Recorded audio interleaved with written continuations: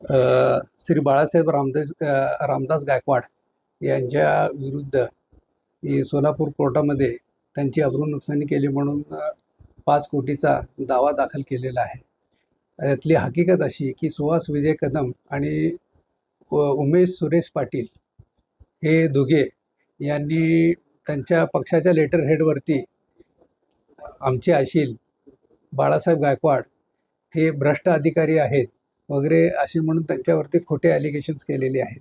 वास्तविक पाहता त्यांनी जे ॲलिगेशन्स केलेले आहेत त्या पत्रामध्ये ज्या काही गोष्टी नमूद केलेल्या आहेत त्याच्या संदर्भात कुठलाही पुरावा नसताना आणि वस्तुस्थिती किंवा त्या संदर्भातली माहिती न घेता त्याची शहानिशा न करता त्यांची बदनामी व्हावी, समाजामध्ये त्यांचं असलेलं पद प्रतिष्ठा कमी व्हावी म्हणून लेटर हेडवरती छापून कंप्लेंट दिली आणि त्यानंतर सोलापूर येथील पूनम गेट जिल्हा परिषद ऑफिसच्या जवळ तिथं मंडप टाकून तिथं मोठा बॅनर लावला आणि त्या बॅनरवरती परत खोट्या मजकुराचं उत्तर लिहून तिथं आमरण उपोषण करायला चालू केलं आणि त्याच्यानंतरनं वेगवेगळ्या स्थानिक मीडिया पत्रकार परिषद घेऊन त्याच्यामध्ये सुद्धा विनाकारण बेछोटाचे आरोप केलेले आहेत.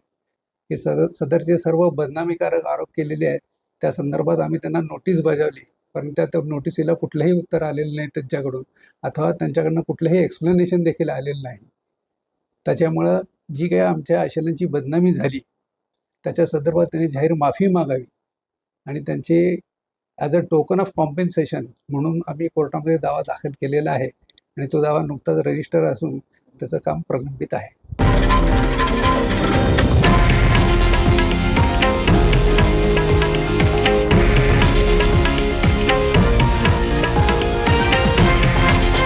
हे आहे देशातील नंबर 1 न्यूज नेटवर्क आणि आपण पाहत आहात TV9 मराठी, एकमेव.